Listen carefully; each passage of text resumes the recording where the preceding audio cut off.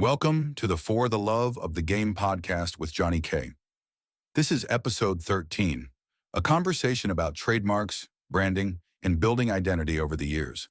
From the early days of Fourth Line to the growth of For the Love of the Game, Johnny reflects on the process of protecting a name, shaping a brand, and creating a history that lasts. Let's get into it.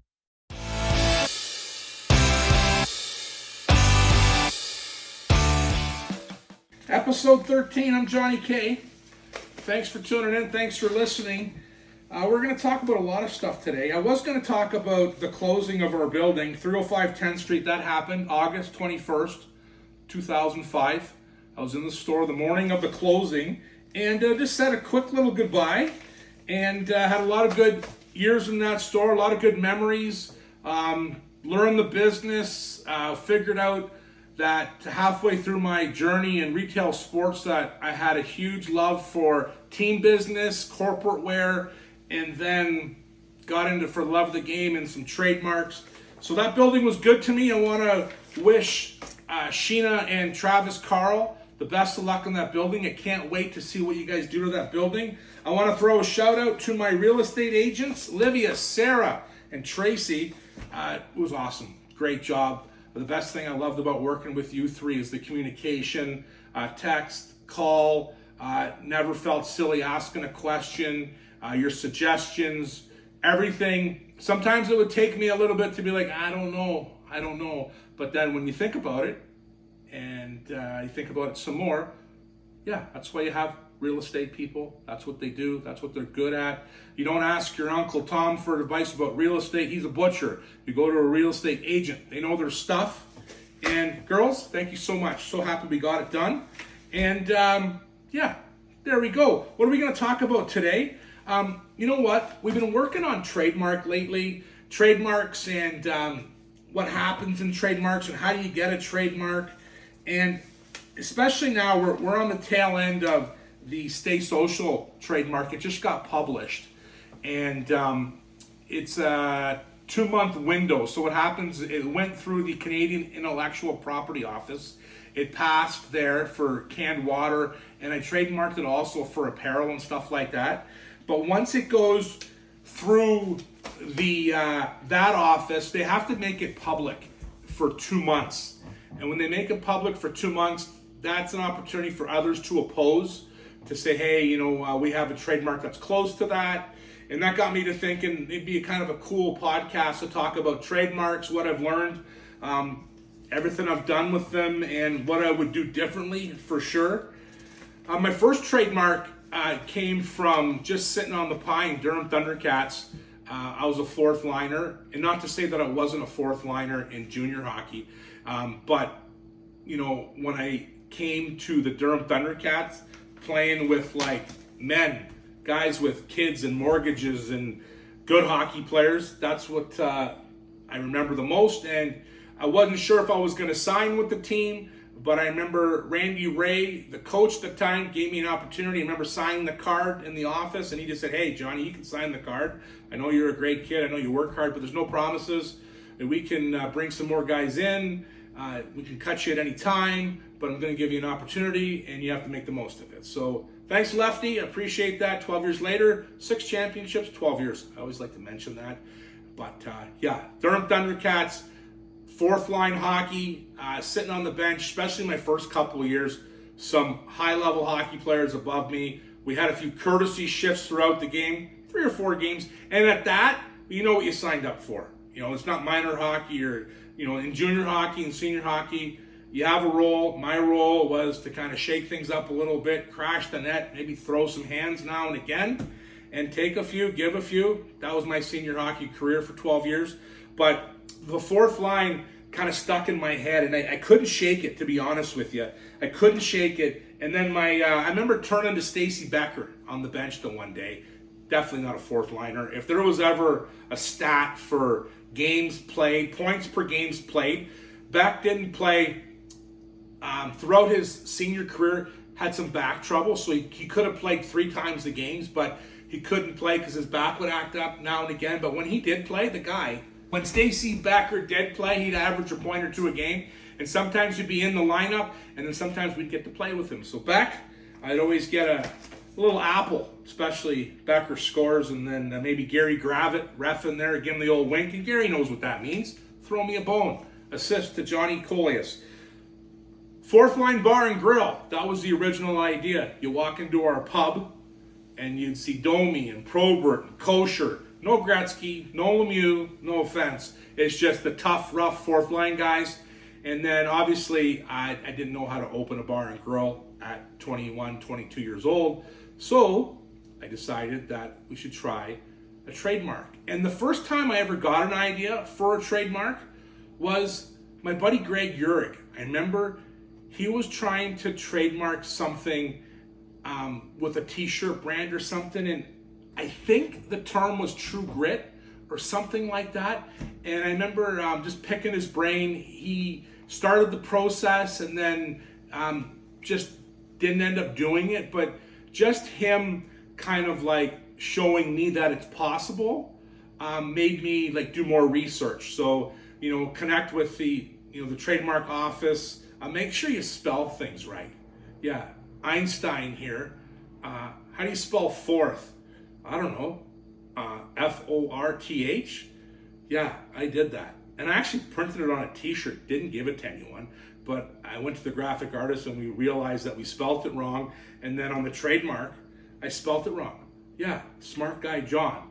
Anyways, I called the trademarks office. Back then you could call people and talk to them, and we made the amendment and we trademarked Fourth Line, and then the slogan was for the love of the game. And we'll get to the for the love of the game shortly. But it's a big process. I make it sound like a big process. Not really. I didn't use a lawyer the first time, and it took about a year and a half. Then we get the trademark certificate, and then at the same time, I trademarked Fourth Line in the U.S. And the reason why I mention that is because it gets tricky here. What happened to me, Canadian trademarks last for 15 years. In the United States of America, they last for 10 years. I didn't have a lawyer, and I lost track of the U.S. trademark. And I remember the day that I got a text, and I believe it was from my buddy Bogart, Greg Mighton. And he goes, "Hey, Johnny, is this you?" And he showed me something on Twitter, and it was Fourth Line Hockey, and it was the number 4, THLINE. And I was like, no, man. No, that's not me. That's someone from the United States. And then I went into panic mode, and I realized that 2 months previous, my trademark had declined, had expired is the word. My trademark in the U.S. expired after 10 years. I remember phoning there, and there was nothing you can do. And in the meantime, someone from the U.S. thought of Fourth Line Hockey. They trademarked it, and now they have it in the U.S., and I don't. I still have it in Canada.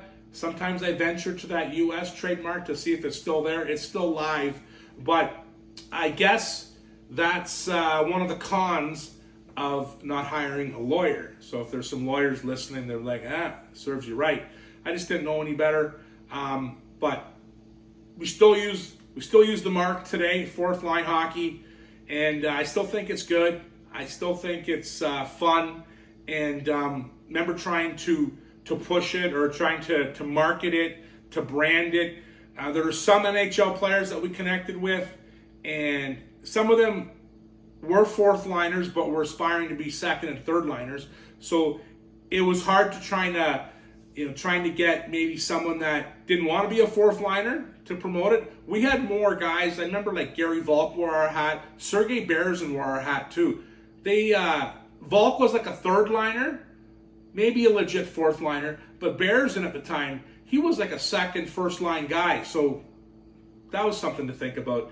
But yeah, trademark, Fourth Line Hockey, spelt it wrong the first time, got it right. We still have the Canadian rights. That's a lot of fun. For the love of the game is an interesting one because it was Fourth Line Hockey for the love of the game. And then I remember, maybe like late 90s, early 2000s, my cousin Tom and I were having a conversation once, and he goes, you know what? Like, I think that for the love of the game has more teeth. And I'm like, you know what? That's a good observation. I think it does too. And, for the love of the game, it's not just a one sport, it's any game. And obviously right now, that's our brand, and that's our number one brand, and we're doing well with marketing and branding and selling, and that's where we've had our success. It's not just hockey, it's all sports, and it's not just sports, it's whatever it does or whatever you do to make yourself happy. Is it going to the gym? Is it cycling? Is it just taking time alone, reading a book, or whatever? So Fourth Line Hockey, number one. For the Love of the Game, number two. Trademark in Canada.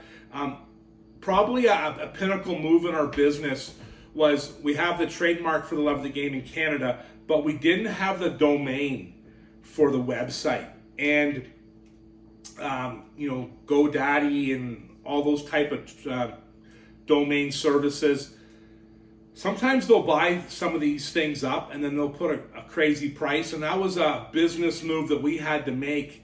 Probably we made it official, it would have been 3 years ago or 2 years ago. We purchased for the loveofthegame.com. It was probably one of the bigger investments I've made, but the reason why we did it is I wanted more streamlined. Because how do you get for the Love of the Game product? Well, at the time, you go to Johnny K Sports, and then you scroll down the side, and then you see for the Love of the Game, and then you hit that, then it takes you to our product. Having that step there, I felt like it wasn't streamlined. It wasn't quick enough. Like, when you're advertising or doing social media posts, for the loveofthegame.com, boom, done. Not johnnyKsports.com, scroll down, hit for the Love of the Game. It just doesn't sound right. It was worth every penny. We bought it a couple of years ago, and I'm glad we did. So we have the domain for the Love of the Game, and we also have the trademark in Canada. Just those type of things. I had the words for the Love of the Game trademarked, and I did that one myself. But then I went back and I reached out to a friend. She's a lawyer, and she connected me with my current lawyer with the trademarks and does a thorough job. We trademarked the actual logo. We thought it was important. I thought it was important. Having the words, the text is one thing. Having a logo too, I think it just kind of double coverage. And it was just interesting, learning lots about that. And, I know, lawyers, they're expensive, but they do a good job. They're thorough. They're the equivalent to having a good real estate agent. They know what to do. They know what to expect. And if you do run into trouble, they're there to support you too. So for the Love of the Game, that was a good trademark. It still is, and we're having a lot of fun with that. Just recently, you know what? Off the cuff, I remember I came up with the term. I didn't come up with the term. I like the term create your history. And I just like it. I just like it. Kind of like, what are we doing? We could work hard and do this, and we can create our own history. And I thought it would be a cool trademark. And I actually have that trademark. I went and we have the rights to create your history. I just haven't put that much work into it. We made a logo that kind of like, I'm not sure I'm in love with or not. I remember I made a hat. I gave it to Charlie. He wore it.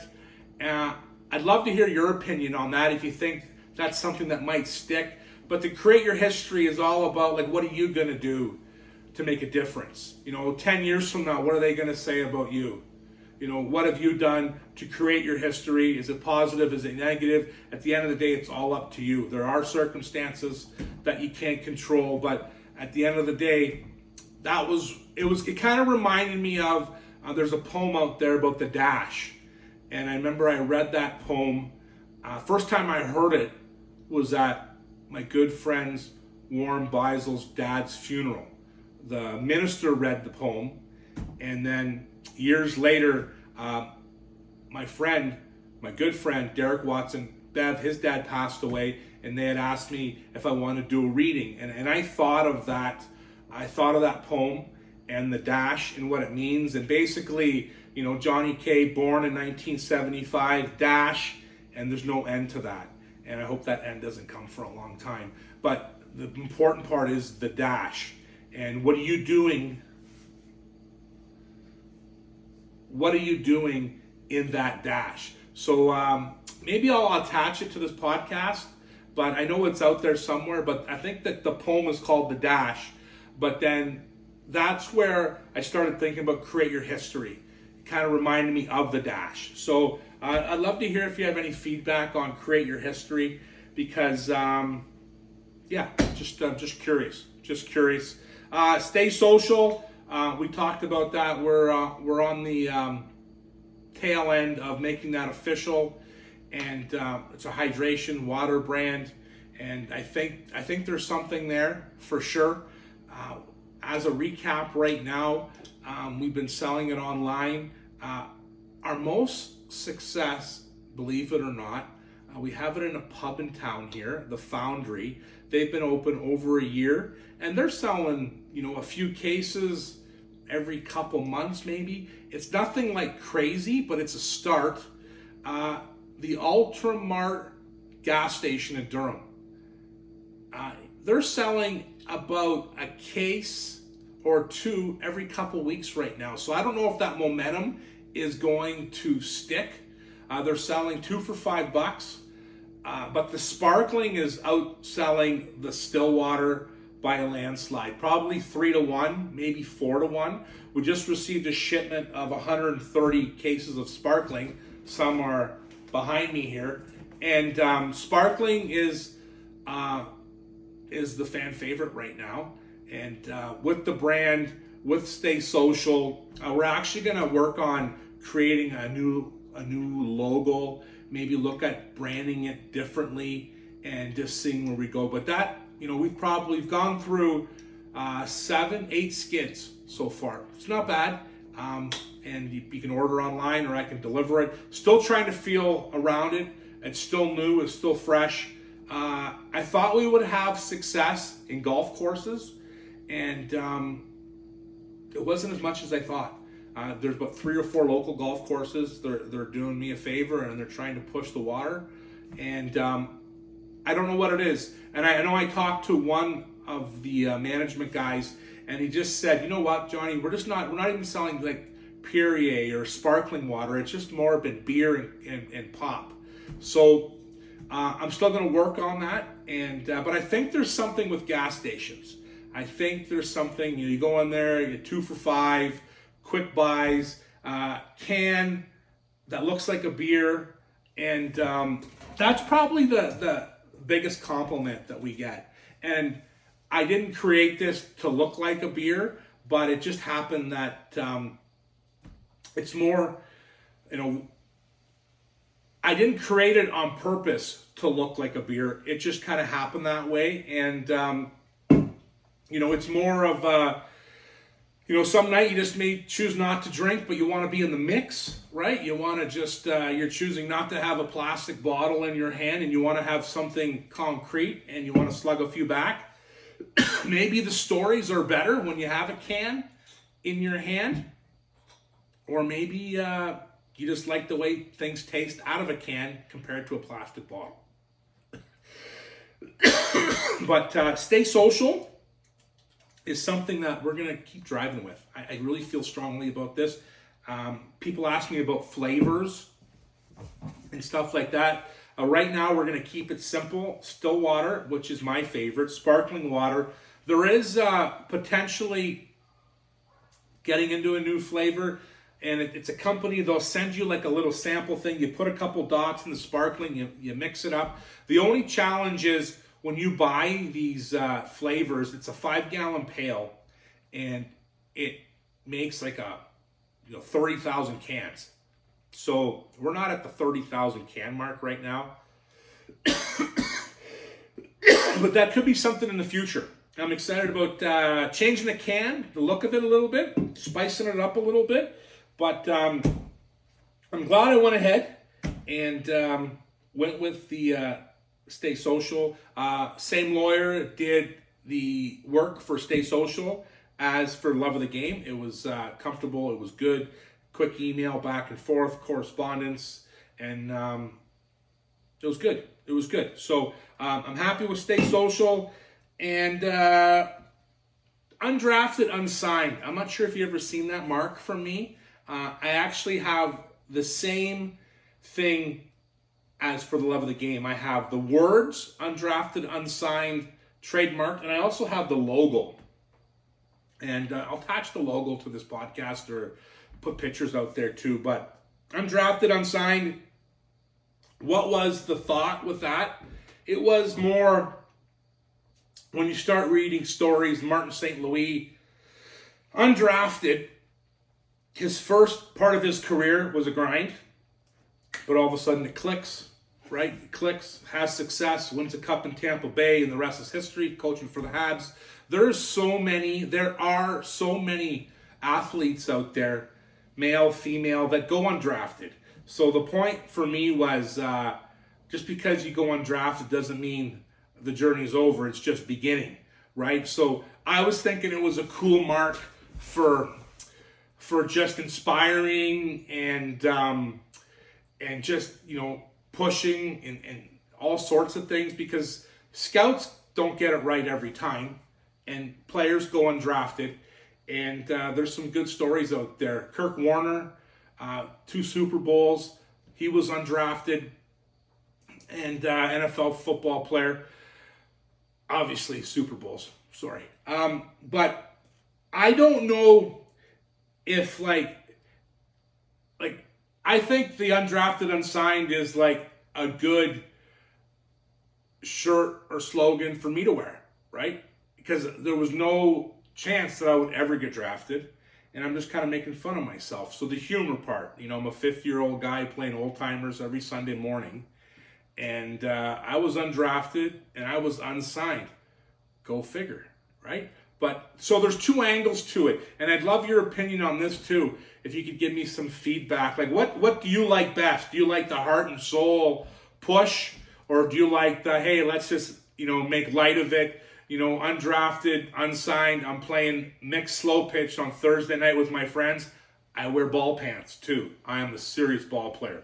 I don't wear ball pants, but I hear that people do, and that's fine. They're undrafted, they're unsigned, and that type of thing. So I'd love to hear your opinions on that. If you think it's more of a... I just don't know if an athlete, when I thought about it more, so he's undrafted or she's undrafted or unsigned. I don't know if they're going to walk around with my hat on and then they'll say, well, I was undrafted, unsigned, but I'm going to work really hard. I think a true athlete, when I really think about it, they're not going to advertise it. They're just going to show people. They're the ones at the gym at 6 a.m. in the morning. They're doing the extra reps. They're working out. They're doing the research. I just don't know if they're going to make a public announcement like, hey, look at me, I'm undrafted, I'm unsigned, but I'm going to make it anyways. That's where I think maybe it could be more on the lighthearted side. Again, love your feedback. Let me know what you think. Speaking of undrafted, unsigned, obviously Johnny K falls in that category, but I'm going to be playing with the Leafs. So I'll be playing with some drafted players on September 20th. In Kincardine at the Davidson Center. My good friend Chris Davies, he runs the show up there at the Davidson Center. They're putting together 50 years. They're celebrating the Davidson Center, the rink there in Kincardine, and the Toronto Maple Leafs alumni are coming to town, and they asked me to play with the Leafs. So myself and Chico Willis, Chico Willis, grew up with Jordan, met him in grade 3. Dynamite guy, we're still friends today, and we're going to both be part of the Maple Leafs. I was supposed to play with the Leafs in Durham. They had a fundraiser in December, and I don't know what happened, but I pulled the chute late. I know what happened, but I tell everyone that the Leafs were intimidated that I was playing because they heard how good I was, and they didn't want me to show them up there, especially in Durham. So I just kind of opted not to go. My nephew Chris played in my place, and he had a couple apples. Couple assists there, played well. But now we have an agreement. My agent made it official, so I'll be playing with the Leafs, and hopefully they pass me the puck. I don't know what I'm going to do if I score a goal. Is it going to be like just the one fist pump? I got to act like I've done it before. That's always my advice, especially when I'm talking to kids, or just act like you've done it before. If it's the 9th goal to make it 9-1, I don't need you to start shooting arrows. But if it's an OT winner, tournament, playoffs, something, do whatever you want. Be happy. So a little off topic there. I'm going to be in Kincardine September 20th.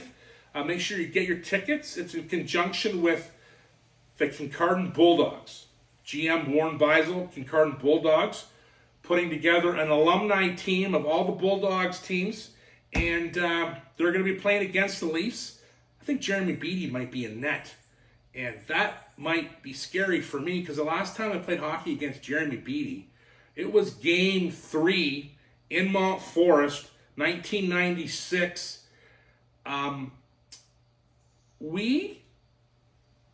Beattie's coming out of the net on a delayed penalty, I think, and we were down a couple goals, and I think I know what I did. I know what I did exactly. I tripped him.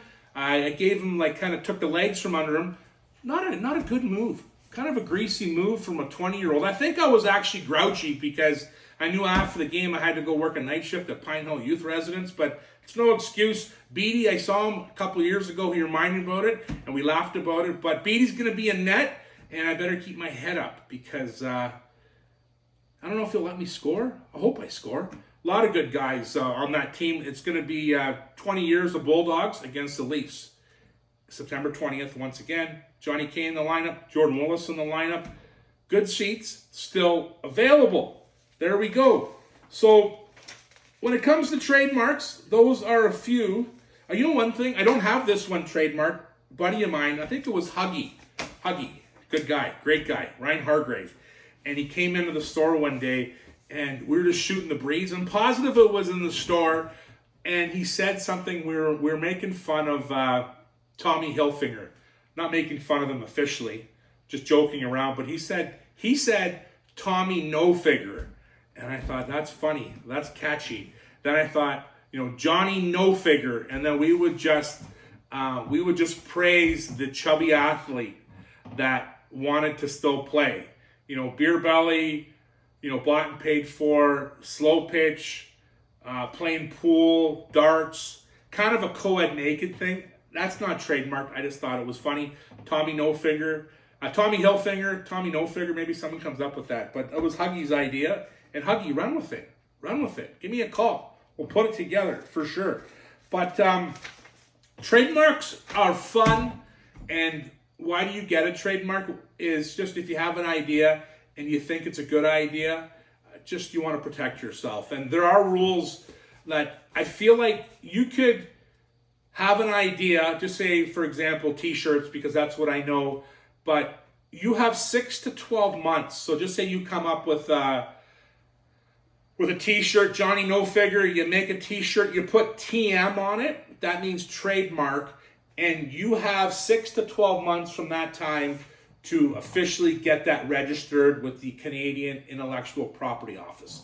So that's one way of kind of avoiding the costs, and you can, with your idea, you can just kind of float it out there. You can make some tees and hats, low budget, and you can ask your friends what they think, and you can go from there. But on registered trademarks, you'll see an R with a circle. That's officially registered. That's officially property that you have, and no one else is supposed to use the type thing. So I know a couple times I would get some screenshots from friends, and it'll be like a catalog, Sears catalog or something, and there's a picture frame that says "For the Love of the Game" on it. And I'd be like, for me to send an email to my lawyer and this and that, it's just not worth it for me. If I keep a close eye on it and all of a sudden it's on TV or something like that. There was a major brand, I'm not going to name them, but like a huge brand, and they were using the For the Love of the Game collection. And I remember I showed that to my lawyer, and he asked me if he wanted to write a letter. And then I connected with the company first and said, hey, I see that you're using For the Love of the Game. Would you ever want to collaborate together? I didn't go all bully mode and say, hey, that's my trademark. I tried the angle of, hey, I see that you're using For the Love of the Game. You're a massive company. How about we work together and collaborate? But what happened? Crickets. Cricketville.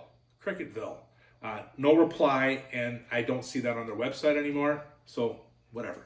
type thing. So that's why you trademark something. If you believe in something and you want to get after it, you want to protect it. I had a fellow call me probably 4 or 5 months ago. He goes, I have this idea and something about a t-shirt line, and he was super excited. I'm like, go for it. Go for it. Like, what's the worst thing that can happen? Especially now that, if you have an idea, you spend a few $100s on some art, you could kind of delay the trademark. You could use TM, but you have 6 to 12 months to know. You just have to have proof. You just have to have proof that you've had the t-shirt, you've worn it, you've sold it. And that's the part that sometimes I just go ahead and I try to trademark them right away, because I don't want to, there might be some gray area there, but if you have everything in order, you have a case, but it still doesn't stop someone from seeing that idea and then just jumping right in and trademarking it. Now they're ahead of you, and now you have to prove that you used it first. So there are pros and cons to that angle as well, but the trademark game, it's fun. I enjoy it for the love of the game. Obviously, it's our main purpose brand here, and Stay Social is next in line, and I think there's huge potential with that, with the hydration, with the water, with feel good type things, and just the create your history. We talked about that. I don't know. Sometimes like Jerry Maguire type thing. You get me out of the computer late at night, and I'm going to do this and do that, and you wake up the next morning and you're like, did I really just trademark create your history? Did I really just pay for that? And then, I'm not saying I don't like it. I actually love it. I think it would be great for like a t-shirt back. I think the trademark is like more of a slogan, but I don't know if it would sit alone as a brand. But who knows type thing. Same with undrafted, unsigned. You just don't know these things. So sometimes you have to take risks, and you just got to be calculated. You can't take too many. Lord knows I have, and it does set you back a little bit. But you find something that you love, and you get after it. So I don't know if this podcast helped anyone out there who's considering a trademark, who has an idea. It could be something in tool and die, or you might have an idea that can make something easier. There's ideas all the time, and you just never know if one's going to hit or if it's not. And sometimes you just have to get it out there and see what happens. So I'm Johnny K. I hope you enjoyed the podcast number 13. Thanks for listening wherever you listen to your podcast, watching on YouTube. And we'll keep you updated in the future on how Stay Social is going. And have a great September, and we'll see you next month. Cheers.